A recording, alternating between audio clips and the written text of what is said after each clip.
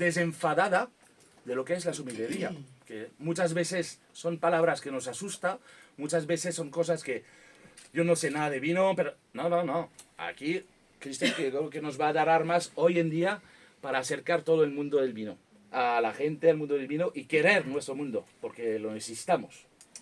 Así que gracias a la Asociación Sommeliers por estar con nosotros y esperemos que vayamos a andar mucho más tiempo juntitos. Estamos empezando y creo que bueno, es una manera pues de dar a conocer sobre todo el producto local, el kilómetro cero, que además ahora hay un montón de bodegas que están emergiendo y están haciendo las cosas muy ricas.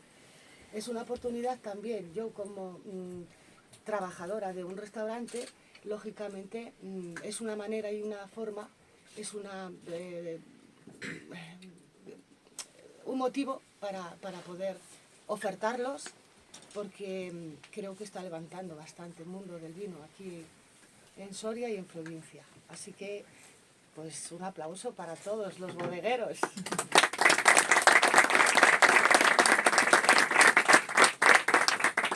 Bueno, pues vamos al ataque. Muy bien.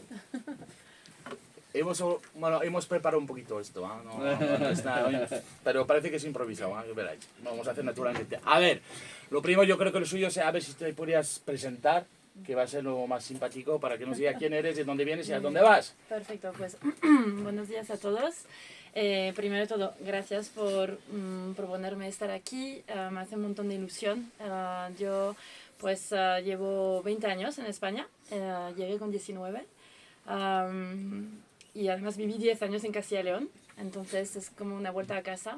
Los otros 10 años me fui a Madrid, al Marco de Jerez, 5 años, y ahora decidí dar la vuelta al mapa y estoy en el País Vasco. Y bueno, pues soy un poquito como Mugaritz, un fallo del sistema. Creo que es bastante curiosa la idea de proponerme a mí, junto con la Asociación de Sommeliers de Soria, la reciente creación, hablar un poquito de la figura del sommelier, porque realmente pues yo tengo una trayectoria que no es la típica del sommelier. Entonces, no sé si de alguna manera mi trayectoria puede ayudar a inspirar también a la gente joven o no tan joven a animarse a formar parte de la asociación. Desde luego a mí me atrapó la pasión por el vino. De hecho, esta pasión creo que la tenía dentro, pues ya con tal decir que mi primer trabajo, la primera vez que gané un sueldo fue vendimiando en el Muscadet, en el Valle del Loira. Y luego pues realmente esta pasión fue creciendo gracias a mi vivencia en España. Creo que era como muy obvio que de alguna manera iba a terminar en el sector del vino, porque al aterrizar en Valladolid, claro, tierra de vinos, Castilla y León, donde hay un gran número de denominaciones de origen, fue muy natural. Y bueno, pues mi trayectoria es muy diferente a la del típico sommelier, puesto que yo arranqué después de mis estudios de filología hispánica, que es lo que me trajo a España con un Erasmus. Pues decidí quedarme.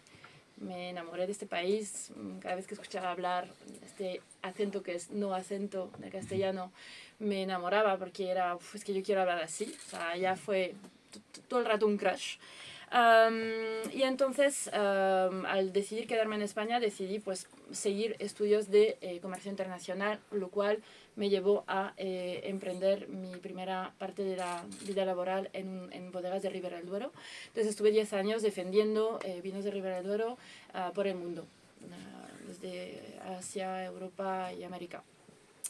Y luego pues tuve lo que llaman el síndrome de Estocolmo, puesto que estando en la última bodega donde estoy trabajando, pues mis interlocutores cada vez eran grandes sommeliers del mundo.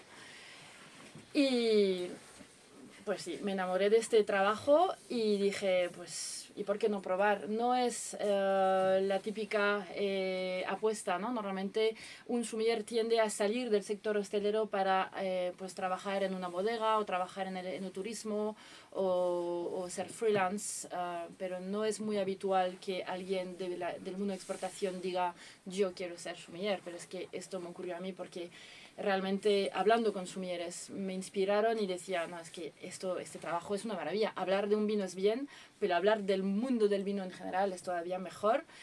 Y además es un trabajo que de alguna manera te obliga sí o sí a perseguir, estimular tu curiosidad, a patearte viñedos, a explorar, pues a hablar con mucha gente para intercambiar ideas, para inspirarte, para poder contar las historias de los vinos.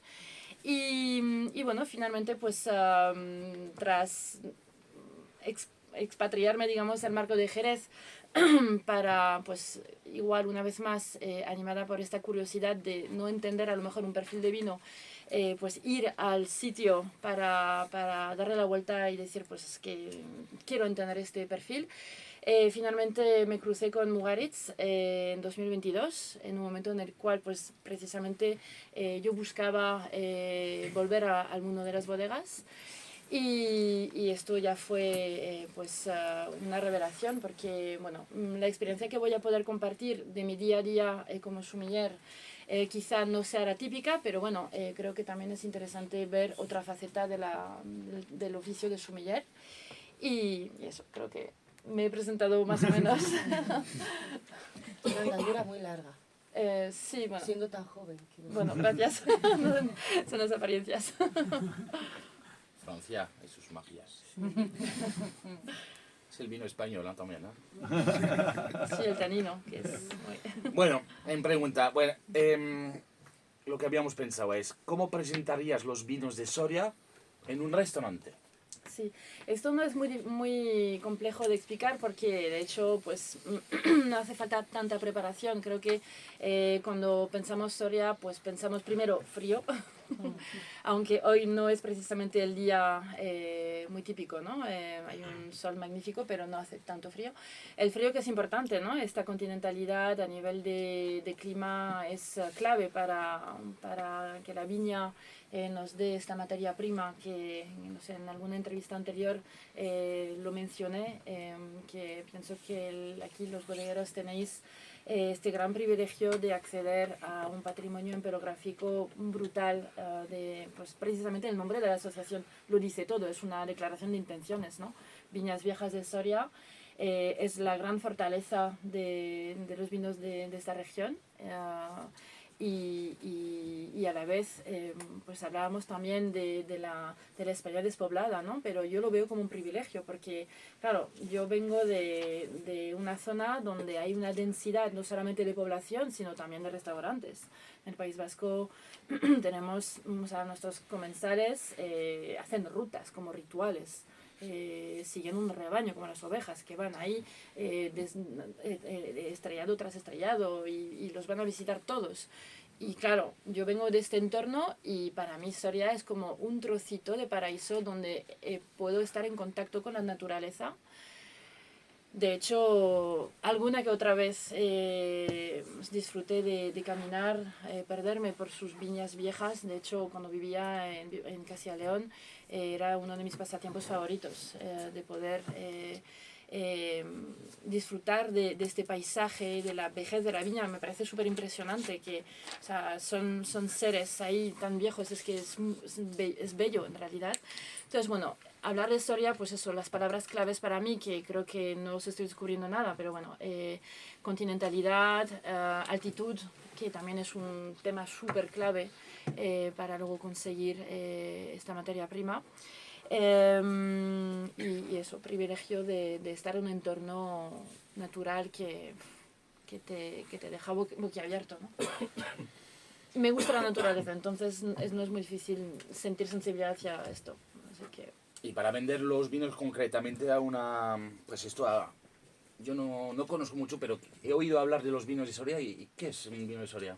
Bueno, aún comenzar concretamente, pues primero de todo lo ubicaría a nivel geográfico, porque quizás no es tan obvio, quizás sabemos dónde está un Madrid o para un extranjero, ¿no? Entonces, pues ubicarlo geográficamente,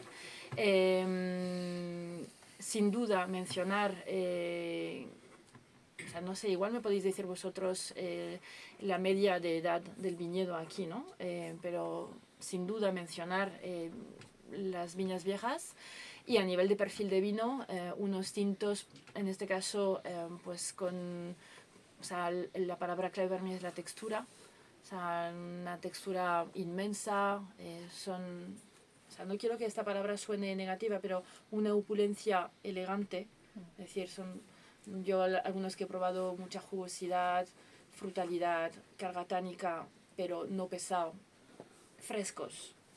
Entonces, bastante equilibrados. Pero claro, todo eso también depende de la mano de cada uno, ¿no? Pero al menos en lo que yo llevo probando de los vinos de historia, coincido en esto. ¿Y qué más le diría a un comensal? Pues sí, que unos vinos con mucho cuerpo, pero que no es... O sea, además es un reto porque es que precisamente en la actualidad creo que hay cierta tendencia en España, quizá motivado por el calentamiento global, que nos obliga de alguna manera a buscar limitar un poco el grado alcohólico, ¿no? Porque es que si no se te dispara. Entonces, no sé muy bien si es, o sea, de dónde vienen esas tendencias, si están como, hay un diálogo, ¿no? Entre lo que está ocurriendo a nivel climático y a la vez una respuesta de parte de esta parte del terroir, que es el ser humano, para ponerle cara y decir, a ver, yo tengo esta tesitura que cada añada, pues la sequía, la falta de agua, el calor, pues quizá es un reto porque es que nos puede llegar a dar grados cada vez más altos y quizá perder un poco de equilibrio, pero sí que es cierto que en España hay una leve, o sea, una tendencia a quizá hacer perfiles de tintos en concreto con menos cuerpo, más bebibles, más digeribles, más suaves quizá. Y no sé, hoy probaré bastante eso, entonces podré tener una idea mejor de una foto actual de lo que está ocurriendo en el escenario vitivinícola soriano. Pero hasta donde sé lo que yo he probado, pues creo que es un perfil de vino que se mantiene firme en su ADN de un vino, pues eso, con mucha materia, ¿no? O sea, entonces, o sea, ¿qué hacer ante ese reto del consumo que encima cada vez está cayendo en caída, pero en picado? O sea, a nivel mundial, ¿eh? O sea, yo estoy cursando el diploma del WSET y ahora estamos en la sección de Wine Business y debemos obviamente saber de todo sobre todo. Entonces, leyendo el de la OIV que está al acceso de todo el mundo para hacernos también una idea de las tendencias a nivel mundial. Cada mes de abril publican lo del año anterior, entonces en breve saldrá el de 2024.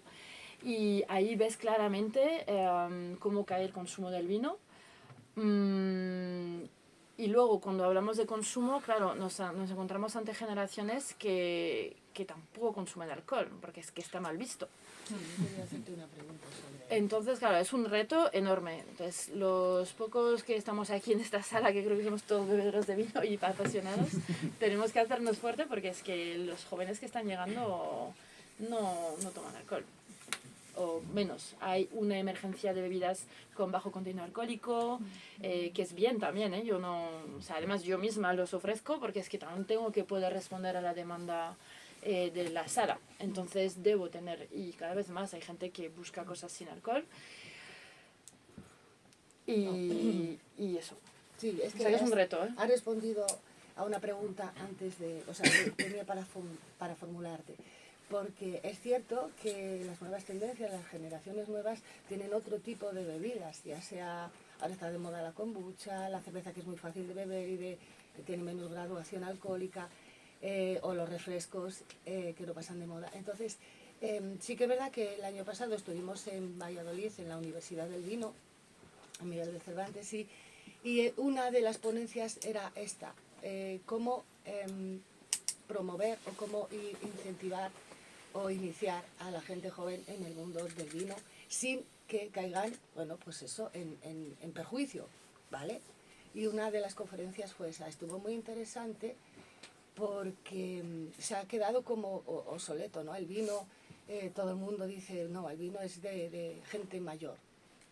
Y eso creo que hay mucho público aquí que estará de acuerdo, porque es algo que si podemos incitarles, no pervertirles en cierto modo, ya, dentro del mundo ya de hostelería o comercial.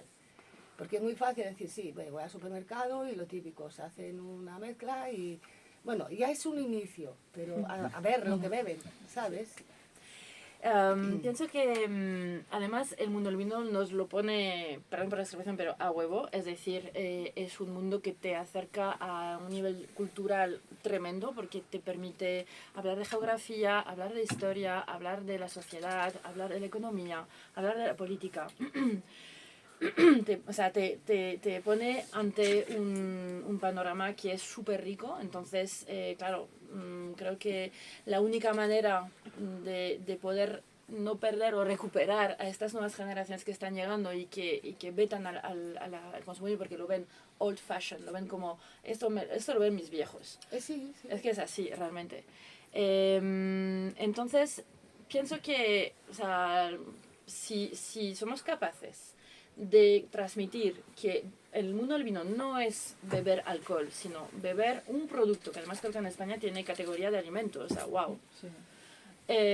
Si somos capaces de transmitir que el mundo del vino no es el mero hecho de beber alcohol, sino es mucho más que esto, es como una caja de Pandora, ¿no? Abres y te permite pues viajar, te permite descubrir paisajes, te permite aprender un mundo de hedonismo impresionante. O sea, entonces pienso que es una de las claves. Otro tema es también el gran reto que tenemos hoy en día con estas cosas. Claro, las redes sociales cada vez nos están alejando más al ser humano. De hecho, hay hechos, por ejemplo, cogiendo a Reino Unido, que hay generaciones actuales o anteriores tenían costumbre de ir a los pubs, encontrarse para after work y tomarse unas pintas o lo que sea, o vino. Pues los más jóvenes ya no lo hacen porque disfrutan más de estar hablando con sus amigos con las redes sociales. Entonces eso es mucho más grave porque es que directamente también creo que en España todavía se resiste eso de ir a los bares. Todavía menos mal, es una sociedad que, o sea, de verdad que menos mal que esto ocurre porque yo, que justo vivo al otro lado de la frontera, estoy en Hendaya, en Francia, y eso no ocurre así. Tengo que cruzar el puente, que es la frontera, irme a Irún, donde sí veo a gente. Ayer cuando llegué, o sea, además fue un contraste yo venía con la idea de historia, la España despoblada, ¿no? Y de repente llego aquí con un montón de ambiente, con la gente en la calle. O sea, esto es un tesoro que tenemos aquí que no hay que perder. Y yo pienso que en España lo hacéis súper bien. Lo digo hacéis porque yo no tengo niños, entonces no puedo transmitir eso. Incluso a los peques, tenerlos, pues, o sea, la vida, ¿no? O sea, y esto pienso que es una también de las claves para no perder el consumo del vino. Bueno. Aunque beban cerveza cada vez más quizá, sí. pero bueno, al menos no pierdes ese contacto entre humanos, que es que de verdad fuera de aquí la gente se encierra en su casa y no salen, prácticamente, o sea.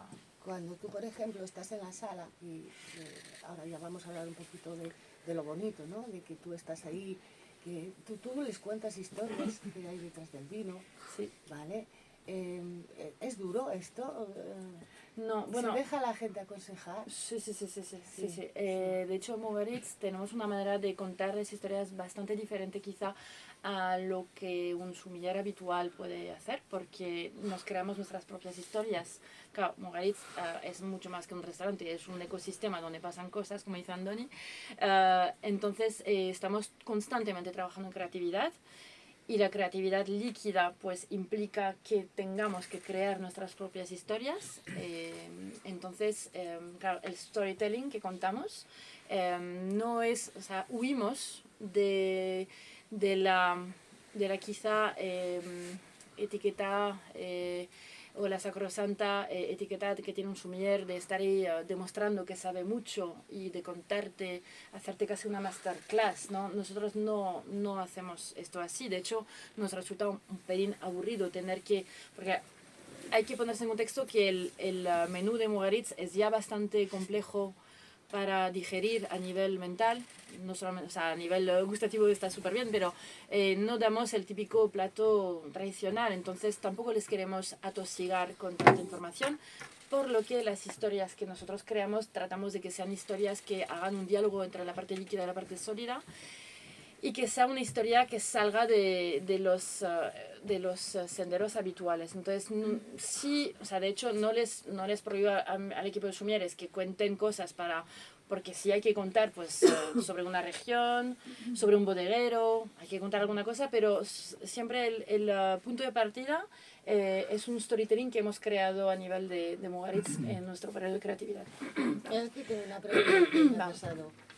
Bertrand dice, ¿el cliente siempre tiene la razón? Oh, no. No. Hay que saber ser cliente también, yo lo soy. A esta pregunta definitivamente no. Pienso que, hombre... ¿Cómo abordarías que alguien te rebata, que te cree, bueno, pues, una situación incómoda? ¿Cómo la salvas? ¿Una situación incómoda en qué sentido? Por ejemplo, tengo un ejemplo concreto. Pues, por ejemplo, que esa persona que estás atendiendo sepa más que tú. Ah, pues obviamente saben más que yo siempre, o sea, de hecho uno de los lemas que tenemos, y Andoni pone mucho esa camiseta, la podía haber puesto hoy también, es no sé. De hecho, cuando tenemos el periodo de formación del equipo en abril, abrimos las puertas a final de abril hasta final de octubre. Entonces, en abril formamos al equipo, que pues en este caso este año en el equipo de sumieres tengo a 3 personas, 2 de ellas continúan del año pasado y tendré que buscar, estoy buscando un sumier, tengo que buscar una tercera persona que va a ser nueva, entonces se va a incorporar al equipo. Entonces, de hecho, en la formación hay un apartado en el cual debatimos un poco sobre qué es ser sumiller y cómo enfrentarse a diferentes situaciones, como acabas de mencionar. Y si un cliente viene y me quiere demostrar que sabe más, por supuesto que le voy a escuchar, o sea, porque nosotros no consideramos que sepamos más que él para nada, o sea, nunca. De hecho, por la humildad es también. bonito también que la gente quiera compartir, ¿no? O sea, chulo, parece guay, está bien. ¿Tienes algún vino favorito? Uy, tengo muchos, demasiados. Mi bodega en casa es multicolor. Bueno, de hecho, o sea, tengo vinos, pues nunca falta un vino de crianza biológica, por ejemplo, que incluso de tan lejos, pues como que la necesito tener siempre para, no sé, es un trocito casi medicinal. Como soy tan curiosa de descubrir diferentes regiones, pues cada vez que voy a un sitio intento traerme algunas botellas de los sitios que visito. Entonces pues es multicolor, no tengo más de una zona que de otra. A mí me gustaría saber un poco también la importancia que siempre estamos diciendo que estamos en un mundo, es verdad que el vino cada vez más es más difícil de vender, más miedo con el tema del alcohol y todo eso, pero vamos, hay una cosa que una vez lo hablé con mi importador de Estados Unidos, con el tema de la preocupación de los vinos sin alcohol. Y me dice, Bertrand, tranquilo, en Estados Unidos, Nueva York, la rentabilidad de la venta de vino en un restaurante es lo que sujeta. ¿Cuál es la importancia para ti de la parte business de un restaurante que sabe manejar una carta de vino bien y que vende bien vino? ¿Es realmente algo muy importante o no? Sí, muy importante. ¿Qué consejos darías? Pues, de hecho, o sea, en la posición que yo ocupo en Mugaritz es mucho más también de gestión de compra y de venta, ¿no? Entonces es muy importante no olvidar que finalmente no dejamos de ser una figura de un restaurante que generamos ingresos sin prácticamente hacer nada, es decir, compras y vendes, ¿no? Entonces, me parece que hay estudios que avalan el hecho de que es la figura más rentable de un restaurante. ¿Y qué consejos puedo dar sobre cómo ser rentable? Pues básicamente trabajaría, o sea, también una carta de vinos depende mucho de dónde te encuentres, ¿no? No es la misma carta de vinos aquí en Soria con el público que tenemos. O sea, hay que también hacer un análisis de con quién hablamos. Yo estoy en mi cuarto año en Mugaritz y claro, necesitaba esos 3 años anteriores para ver el color, ¿no? Sentir la temperatura de la sala, ver quiénes son los que nos visitan. Porque no bebe lo mismo un cliente nacional que un cliente de Asia, por ejemplo, o un americano, o un belga. Entonces, sí hay tendencias, o sea, tendencias no, sí hay como diferentes perfiles de bebedores. Hay gente que se entrega 100% y hay gente que llega y que directamente te pide la carta de vinos, y entonces ya sabes que, uy, pues este va a querer una super etiqueta, ¿no?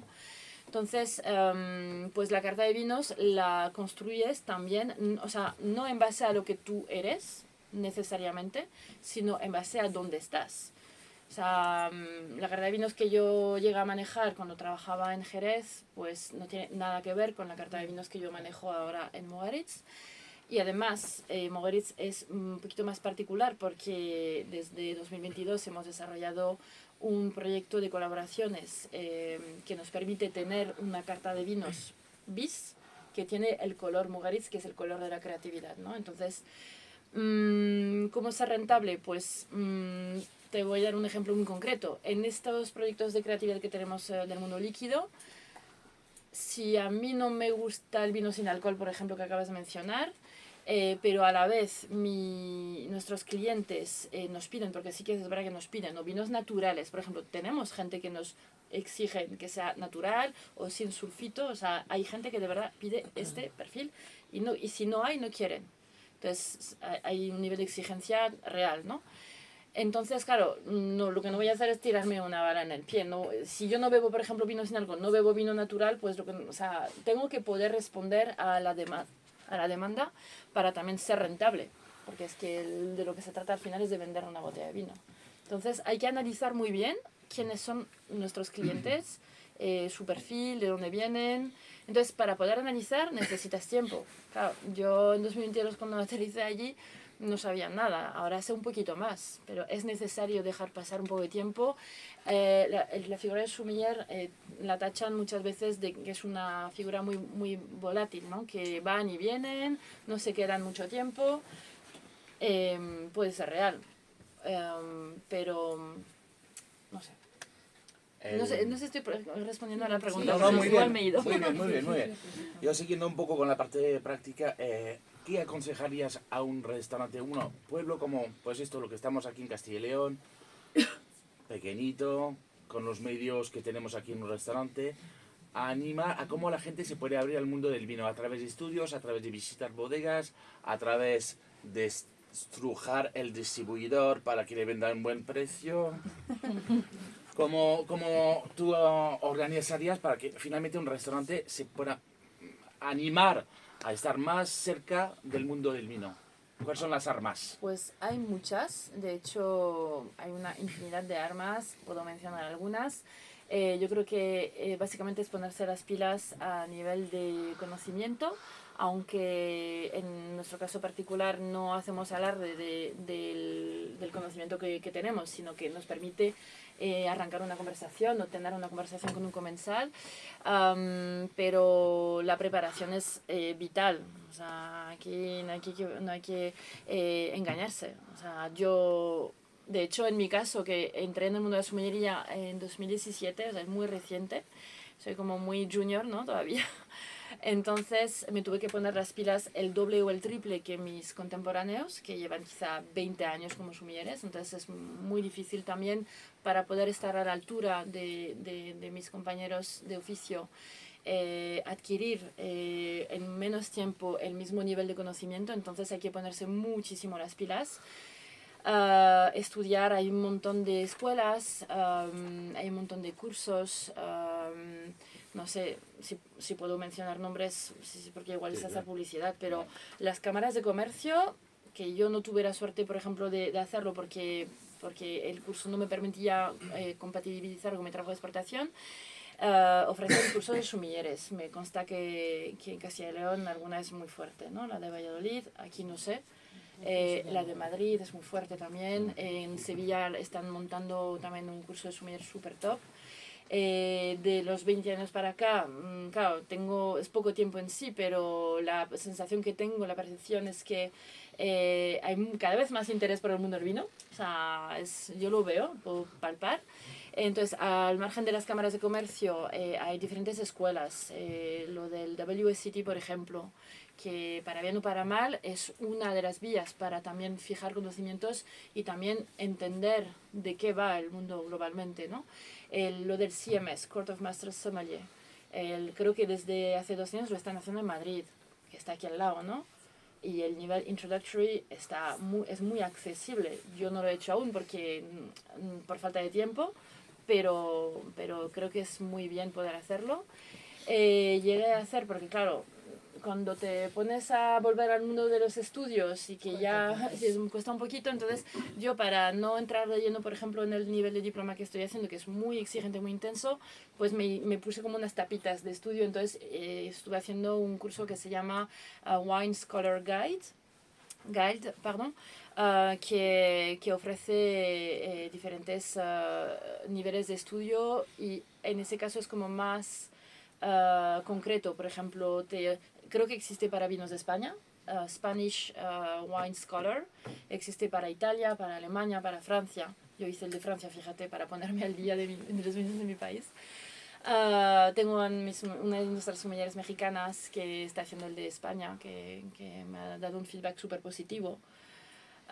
¿Qué más hay? Es que hay un montón de cosas. Luego internet es que tienes de todo es contrario, claro, pero hay instituciones que te forman de una manera como muy cuadrada, muy organizada, y más allá de tenerlo como en un título, porque yo no lo hago en absoluto por el título, sino lo hago por ya fijar como bases y tener también credibilidad, autoridad, porque luego también como sommelier tu posición te va exigiendo también que tengas un cierto nivel de autoridad, ¿no? Porque, o sea, no puedes contar tonterías tampoco al cliente, tienes que poder avalar tu conocimiento con cosas que realmente son, o sea, has estudiado o has leído, y leer mucho. O sea, yo recuerdo, como ejemplo, cuando decidí hacer esa inmersión en los vinos de Jerez, que no tenía ni idea, y de hecho no me gustaban. La primera vez que lo probé me pareció un poco vinagre, y luego hoy en día no puedo vivir sin ellos. Pues yo recuerdo haberme comprado un montón de libros, creo que mi biblioteca es más de vinos de Jerez hoy en día que de todo lo demás, pero leer un montón, mira, y en lecturas, toda la colección del Bulli Foundation es una pasada, o sea, y que lo tengamos en España, wow. O sea, ole, porque es que es súper un nivelazo, o sea, a nivel la Bullipedia. Y tienes diferentes sobre la historia del vino, sobre restaurantes, sobre el vino en general. Ostras, y yo cuando veo eso digo, ojalá pudiera comprar tiempo para leérmelo todo. Quiero otro confinamiento para estar en casa y leyendo. No, pero es que leer mucho creo que es la mejor manera, ¿no? ¿Ir a ver bodegas? Eso, obvio. Por ejemplo, pues sí, tienes que tener una base y unos estudios, pero después también es catar.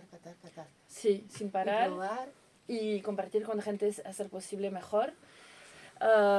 Y bueno, en mi caso no es habitual para un sommelier, pero claro, como tengo ese privilegio de disponer de 6 meses al año para poder viajar y explorar y estimular la inspiración para poder luego crear cosas.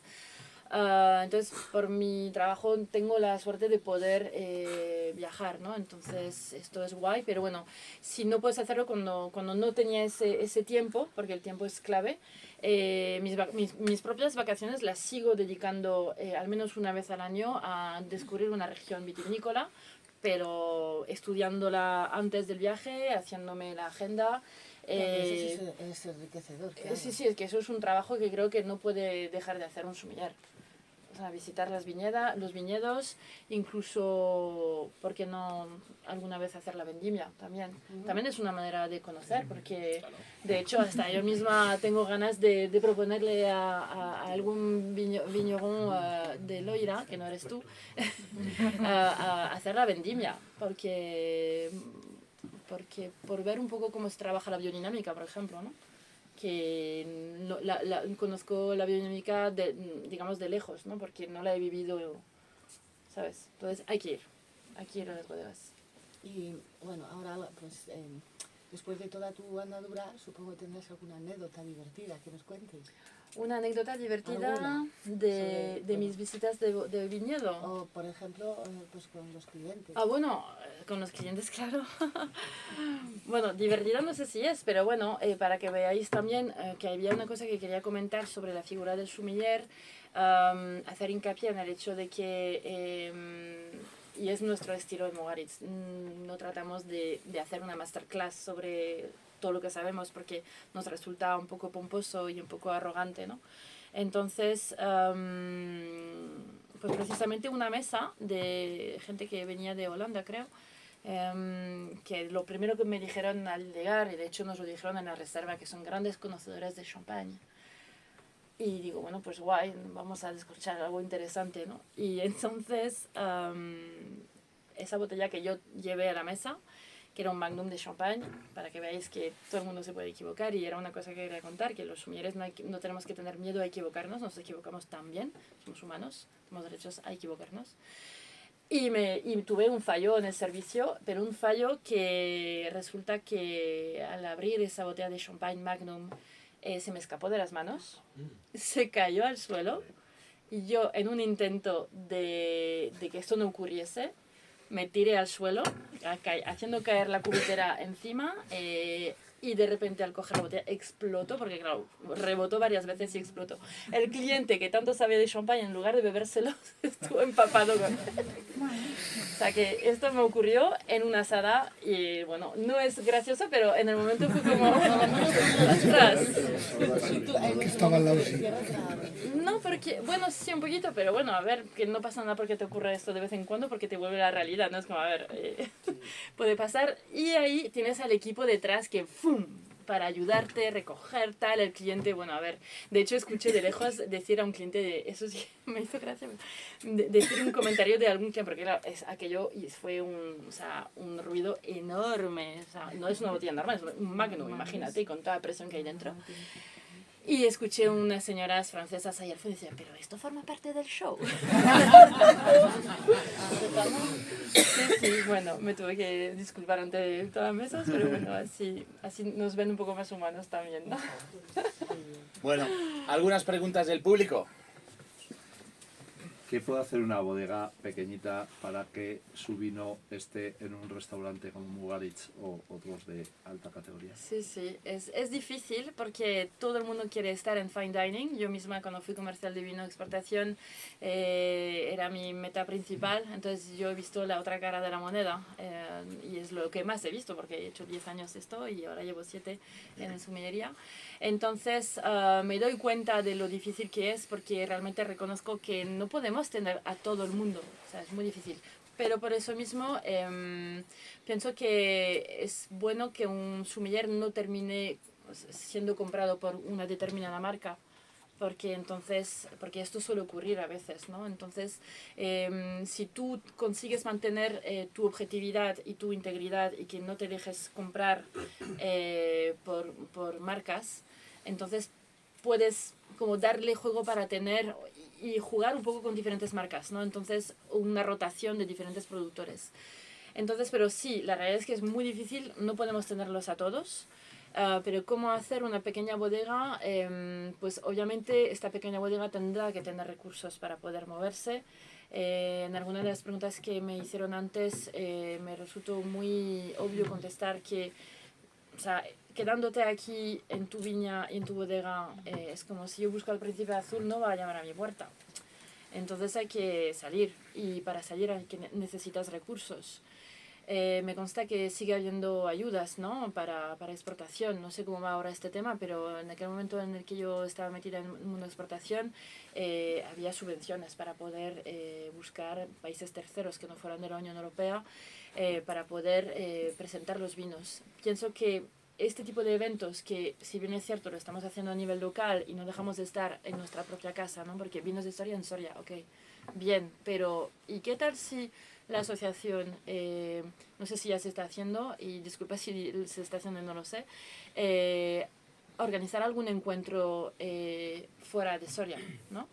Porque también esto puede ayudar a incrementar la visibilidad y ya está, o sea, y luego salir. O sea, obviamente yo creo que sí que ha habido ahora en Barcelona. En Barcelona. Y ha habido En Barcelona Wine Week. sí, Muy bien. ha habido alguna bodega que ha estado presentando productos. Pero y quizá no solamente, perdón, quizá no solamente a nivel de bodega particular, sino que ya que habéis creado esta asociación, que tiene un nombre tan claramente, es como crystal clear, ¿no? Es como Viñas Viejas de Historia. Es que el propio nombre ya te dice de qué trata la asociación. Entonces es muy atinado también, pienso, de haber elegido ese nombre.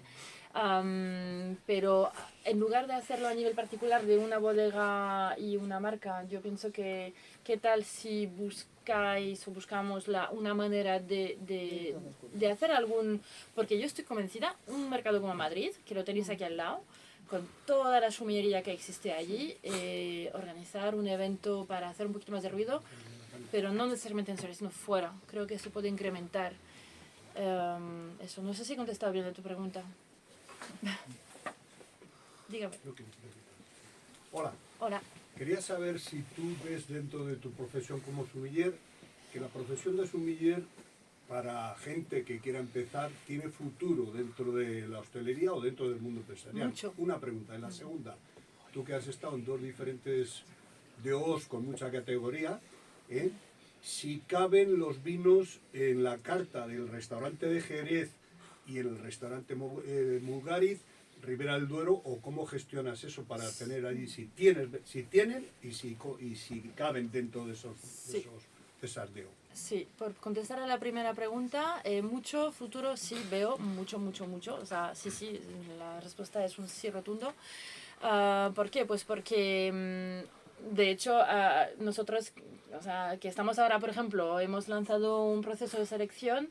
No es tan sencillo encontrar sumilleres. Incluso a nosotros que no nos importa tanto que no tengan experiencia, porque realmente a la hora de la verdad en Mugaritz lo que nos hace falta es que la persona sepa defender Mugaritz y no necesariamente sepa de turismo, porque ya para eso hay un líder en el equipo para aportar, enriquecer, y etcétera.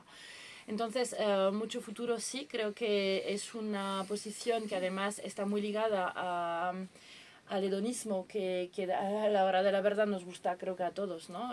Comer bien, beber bien, y luego el nivel cultural también te aporta o sea, un conocimiento que te permite codearte con gente bonita en el mundo, ¿no? Entonces, sí, o sea, no dudaría en animar. ¿Cuántos sois ahora en la asociación? Somos poquitos. Muy Sí, poquitos, ¿no? muy poquitos. Pero bueno, por algún Esta sitio es- se empieza. Es cierto que es de reciente creación. Vale. Y estamos un poco moviendo porque antiguamente sí que estaba creada, pero estaba ahí en stand-by. Okay. Entonces lo que estamos intentando es volver a retomar el tema y bueno, pues los temas fiscales son duros. Vale. La segunda. Y la segunda pregunta, perdona, que me he Que despistado. si en la carta de vinos de Ah, tus sí, sí, dos sí. caben Eso es. los Ribera Sí, del sí, sí, Duero, sí, sin estando miedo. en Jerez o estando Sí, en lo sí, que más sí. o menos tiene La Rioja como... Sí, sí. Fíjate que quizá lo tenga más difícil Jerez que Ribera, yo pienso, porque al final los jereces los bebemos los wine lovers, ¿no? Entonces, que somos cada vez más, menos mal. Pero el comensal de calle no bebe este tipo de vino, y los extranjeros, al menos, o sea, en el extranjero, creo que fuera del circuito de los sumilleres, una persona de la calle no bebe este tipo de vinos fortificados. De hecho, es uno de las categorías que más está cayendo a nivel de consumo. O sea, hasta tal nivel que o sea, la decadencia que tú ves de las bodegas que cierran, algunas otras abren, o algunas otras pues están en grandes deudas. Una pena, ¿no? Es un patrimonio que no se debe de perder. Entonces pienso que los vinos de Ribera del Duero tienen mucho futuro, a pesar de las tendencias actuales de consumo que parece ser que van en contra de consumir ese tipo de vino, porque cada vez hay menos consumo de tinto y más de blanco, y los tintos que se beben son pues cada vez más suaves, o con menos color, o con pues más frescos, ¿no? No con tanto cuerpo. Entonces parece ser que hay como argumentos en contra, pero sí, tienes sitios seguro. Sí. O sea, ¿Tu hay que carta tener. tienes? No podría tener una carta sin Ribera del Duero, por ejemplo. Pero la tienes en Mugaritz. Sí, tengo. Porque veo que trabajáis con el vis a vis ese que llamáis, Sí. que traéis unos vinos que vosotros Aún no estáis hemos cogiendo llegado a la Ribera del Duero con vis a vis, porque igual no es el camino más, o sea, es el camino más obvio, porque yo me encuentro en casa aquí, entonces quizás sea muy obvio, pero bueno, nos gusta darle la vuelta a las cosas, entonces bueno, es un proyecto que tiene mucha proyección y es muy poquito a poco, así que, pero o sea, hemos tenido un Ribera del Duero, pero era un clarete, no era un tinto. Pero sí, no, o sea, yo no podría defender una carta de vino sin el apartado de Ribera del Duero.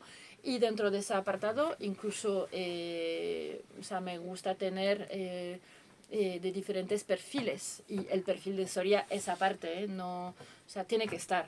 Tiene que estar porque no, o sea, no compite con el de Valladolid o el de Burgos, quiero decir. Se complementan bastante. Entonces me gustaría, o sea, mi opinión sobre esto es que, o sea, al fin y al cabo, tu carta de vinos también es una herramienta que te permite hacer brillar, no necesariamente tú, sino hacer brillar nombres de productores, hacer brillar regiones. Entonces, ¿cómo voy a prescindir de una región que ya brilla bastante? Entonces, sí. Y además la gente pide. O sea, en Mogaritz la gente pide este perfil de vino. Se vende muy bien. Porque al final es cierto que tienes muy poquito tiempo para convencer en la venta, ¿no? Porque es que no tengo, o sea, un sommelier no dispone de tanto tiempo. En 2-3 minutos tienes que resolver la parte líquida.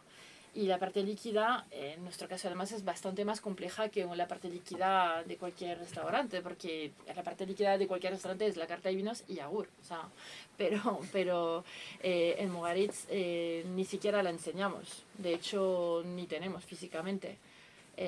Somos un poco rebeldes, es solamente digital, pero bueno, si hay un cliente que me la pide, imprimo más o menos lo que necesita y ya está. Pero ni siquiera, o sea, la resolución del contenido líquido de un comensal se debe de hacer tan rápido que tienes que atinar muy bien, entendiendo la psicología del cliente, haciéndole 4 preguntas. O sea, la manera como tenemos de poder vender una botella es preguntando al comensal. No qué perfil de vino bebe, porque al final tenemos una carta que es muy curiosa porque son imágenes, son paisajes, y a través de esos paisajes el comensal tiene que elegir uno de ellos y nos tiene que decir 4 o 5 palabras o 2 que le pasan por la cabeza de forma intuitiva, que no tienen por qué tener que ver con el mundo del vino. Puede ser pues pájaro, vuelo o frío, calor, o sea, cualquier palabra que te pasa por la mente. Nos ponemos de acuerdo en un rango de precio y con esta información, la imagen, las palabras y un rango de precio, para que veáis que no, sin carta, sin nada, nosotros ofrecemos un vino del vis a vis y un vino que es de una marca de un productor. Y entonces presentamos estos 2 perfiles. Y hasta ahora el 99% de las veces hemos atinado. Y es un juego muy divertido que te permite, pues eso, más creativo, ¿no? Ahí tendréis muchas referencias. Pues es que no, o sea, me refiero, la clave del éxito de esto tienes que trabajarlo para que de estas diferentes imágenes o diferentes perfiles de vino, trabajar, pues, para volver a la pregunta primera que me hiciste tú, ahí la gracia es que puedo jugar con diferentes bodegas. Pues ahora me apetece probar esto y luego lo otro. Vale. Entonces, tienes que o sea, cerrar un poco, porque es que si no es muy difícil de formar al equipo para que ellos también sepan qué hay disponible, ¿no? Entonces es sota, caballo, rey. Y la sistematización al final es clave también, porque imagínate, disponemos solamente de 6 meses para poder vender lo que vayamos a comprar. Entonces no podemos andarnos divagando, o sea, tenemos que tenerlo muy claro y sistematizar todo.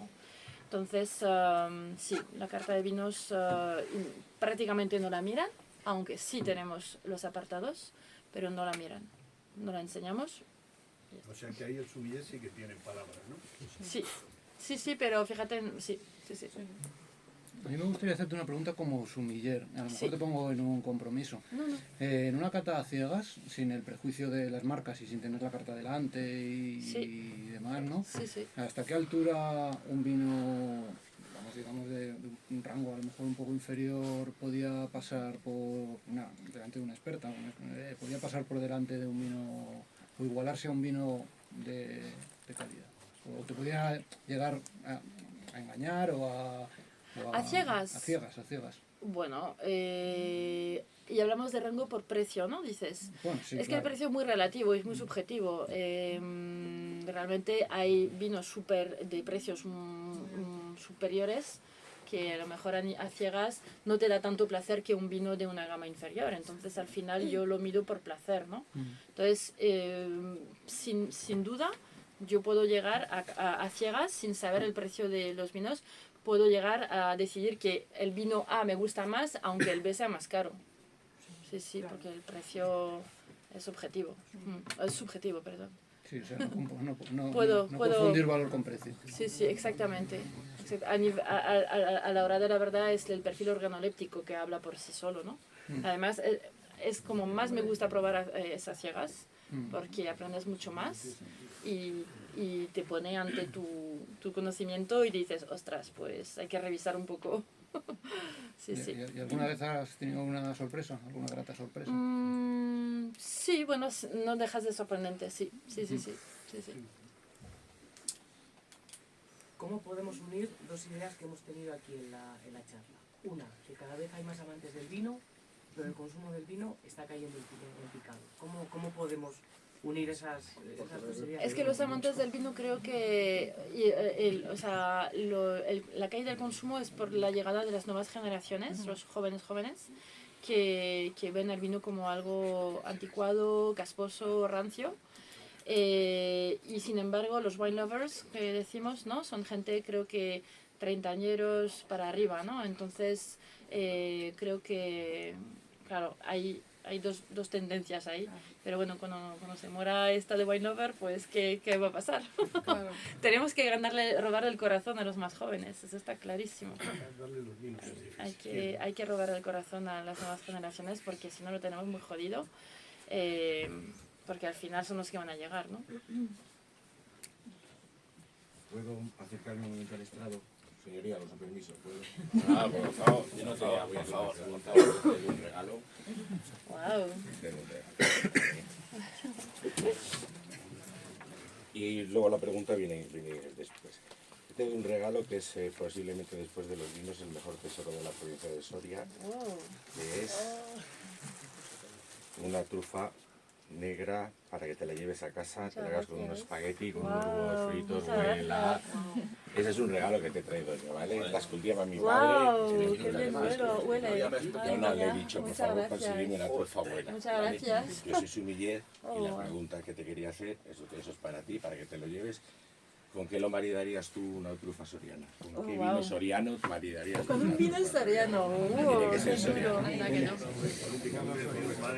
Qué duro, porque entonces hacemos los maridajes mugaritzianos conceptuales, ¿no? Porque es verdad, nosotros no nos volvemos locos con todo el tema de a nivel gustativo, a ver si esto va bien, si es un contraste entre dulce salado. Hasta a veces hacemos armonías por temperatura, pero muchas veces hacemos por concepto y puede ser por un concepto de paisaje. Entonces, una trufa con un tinto de Soria, por ejemplo, pues no sé, debemos de... No soy cocinera, pero... buscar algún ingrediente que organolépticamente vaya bien, ¿no? Con un tinto, no sé. Es difícil esta pregunta, ¿eh? Me parece. Sí. La disfrutes. Muchas gracias. Los huevos fritos están espectaculares. Sí, huele súper bien, madre mía. Bueno, gente, ya son las 12:03. Nada, agradecer mucho a Cristel por haber pasado